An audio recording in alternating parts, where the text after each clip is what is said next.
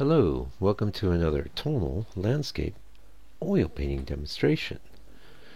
This is your painter in residence, M. Francis McCarthy, and the painting I'm bringing you today is called Evening's Embrace, 8 by 10. I painted this yesterday and I just couldn't wait to share it with you. I'm really stoked with the way it turned out.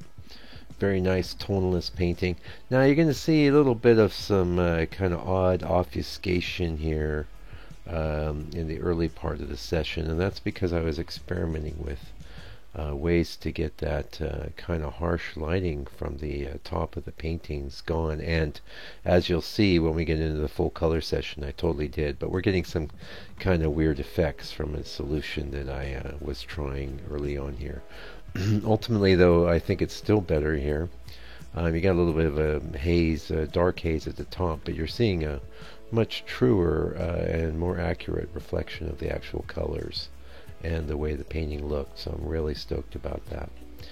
Okay, so this painting, we're painting on a nice piece of hardboard. It's got several coats of house paint tinted to a color called Deep Earth. And that worked really well. Now, one thing I did a little different here is not so much so far, but I did start bringing in a little bit of the Mars Black into the mix at the drawing stage, so a bit earlier than I normally would. And my feeling was that because I wasn't going to be doing, I wanted fairly dark shapes against the brighter sky, I reasoned that I may as well just start putting in some darker colors early on. And now this is something I used to love to do. And actually this was inspired by YouTube suggesting that one of my old videos to me to watch. It was from 3 years ago, and there I was doing my underpainting with black directly on the hardboard color itself, which in that case was prepped with transparent gesso. I don't miss the transparent gesso. That stuff's expensive. There was a workaround to make your own with PVA, but yeah, that didn't quite have the right feel. But you can see here, instead of just our straight up underpainting, we have an underpainting that's actually gone a bit dark, and that is just the extra Mars Black added into the mix. Also, I should point out that you hear this in the members area, and I got lots of news about the members area too, but we'll get into that in a minute. But I was working with, I've been working with the Gamblin Mars Black up till recently. I used up my whole tube. And a while back I had bought, I think it's Masamori Classico, Masamurai, I don't know exactly how it's pronounced, but we'll get to that in a minute. Anyway, that stuff was terrible. That their Mars Black was awful. I couldn't really use it. So I ended up ordering a tube of Winsor Newton, which works great, and I got myself a backup tube as well, so I'm totally stoked about that. And the reason why, you might go, well, black, ivory black, Mars Black, what's the difference? Well, huge difference. The ivory black is very beautiful and more transparent though, so there's a lot of times that transparency is messing with me. It's not giving me the coverage I'm looking for in the dark areas where the Mars Black does. Now I still use both.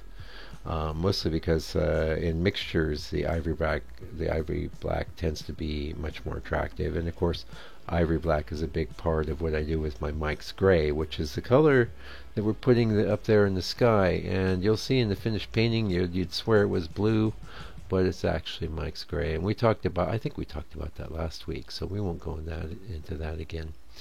Okay, well, we're going to have an ad for the book coming up.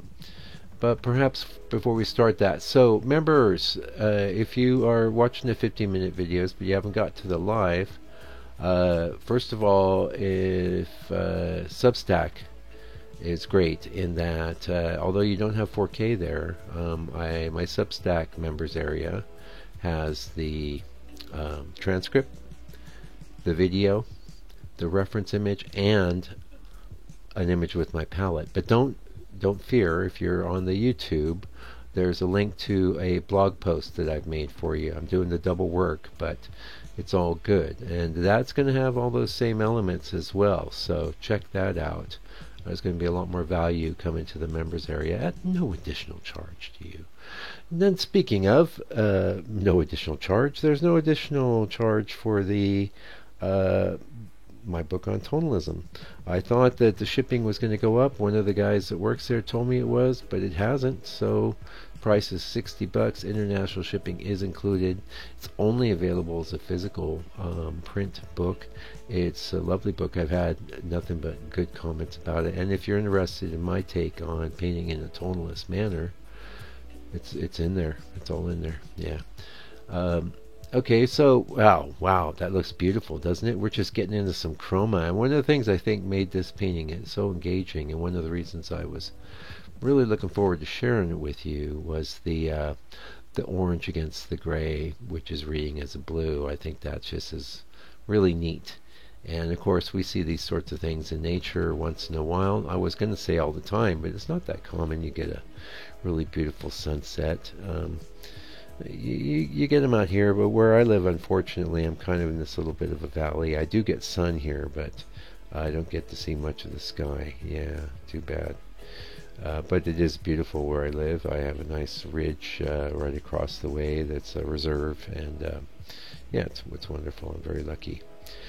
Anyway, so you can see our underpainting is not that. Oh, that's the other thing. Reference. You can see the reference area, of course, in the corresponding blog post. But I'm still putting the reference images at the beginning of the members area videos as well. I had a lot of interest in that, and this reference image is very telling because it's very artistic in its own right. And it is a result of extensive digital manipulation on my part over a period of probably a good hour of doing a lot of different things to it, and it ended up being very inspiring. And ideally, that's what you want with your reference. I don't really mind. I will do just about, I will throw everything but even the kitchen sink at the reference. If I can get it to be extra stimulating and beautiful and inspiring, that's what I'm all about. And the reference area doesn't function as a work of art in its own right, although some people could maybe appreciate it that way. For me, it's just a part of the process of creating the painting, and that's the final process that goes through me and my mind and my hand and my brush. And it really doesn't matter what sort of reference is sitting there inspiring that. That's my view anyway. Yeah, so, but this reference image was very interesting, very beautiful. Now, I broke a bit of a rule on this one, I think, in this main focal point mass of trees. Dead center. Okay.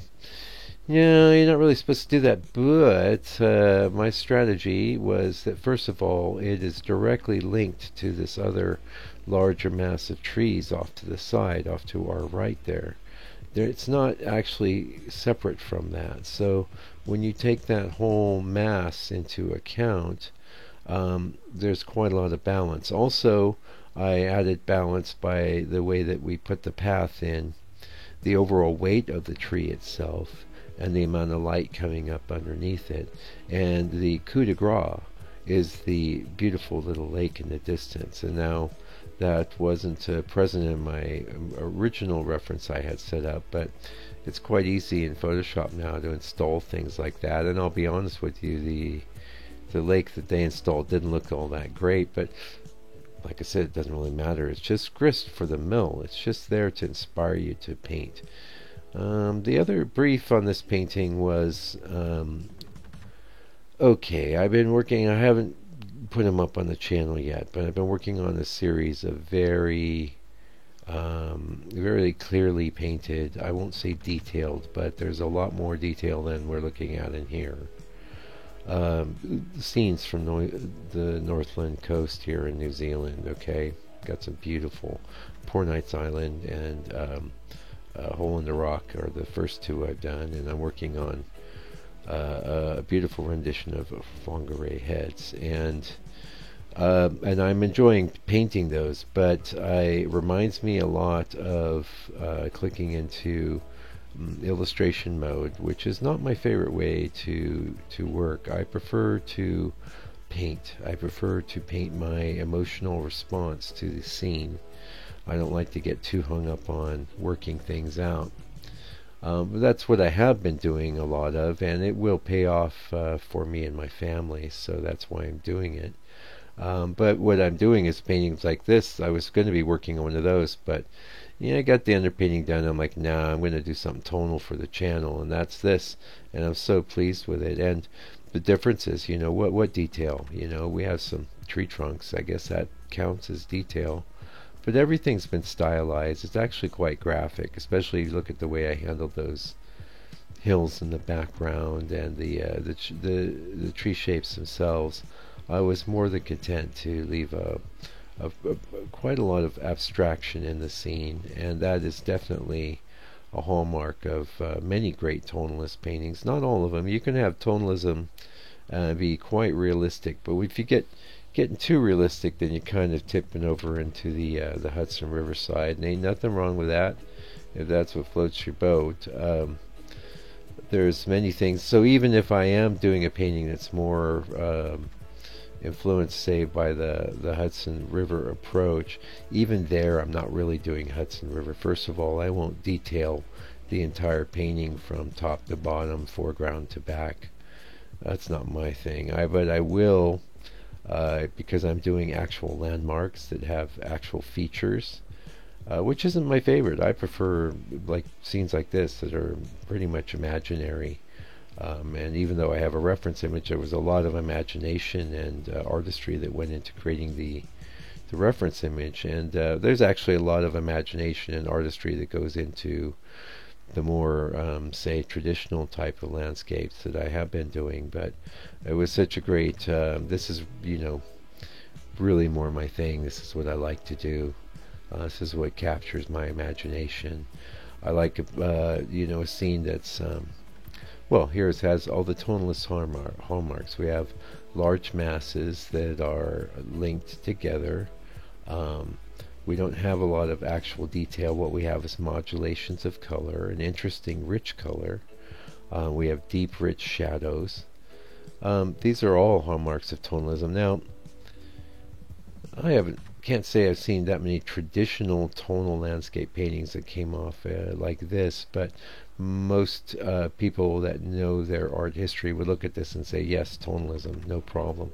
But it's a modern interpretation of tonalism. I've gone a bit, like I said, more graphic, a bit cleaner, but that's the other thing I kind of wanted to mention. So part of my brief for this was I just wanted to keep the brushwork expressive.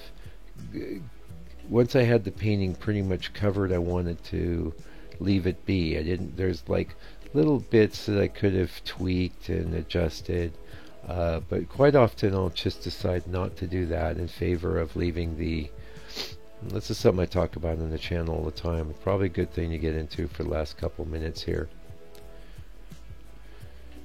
Especially, I've been doing this a long time, so I'm a professional. I sell, a decent amount of work, and I've been doing it, But some of you are definitely less experienced, or you're starting out.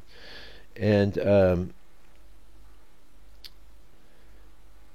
honest, expressive interpretation of the reference that isn't overworked is always going to be more valuable than an amateurish pursuit of perfection, because you won't be getting perfection.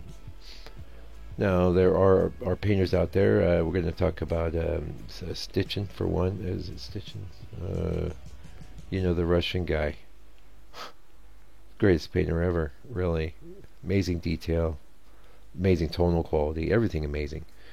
That doesn't interest me. What I'm interested in and what I can do well is do expressive brushwork that's my interpretation of the scene, my impression of the scene. Now, we're not doing impressionism, but honestly, every painting is an impression. Just because the Impressionists were lucky enough to snag that beautiful appellation for their movement doesn't mean that we're not all doing impressionism. We're all making impressions of scenes. And there's something to be said for not going in and cleaning up every little thing. This is one of the reasons why I work on a colored ground. So if I want to, I can leave a lot of the board exposed as well. And I want to put down a stroke, leave it alone, move on, finish the painting, and then leave it alone. That's one of the things I love to do, and that's what I did here.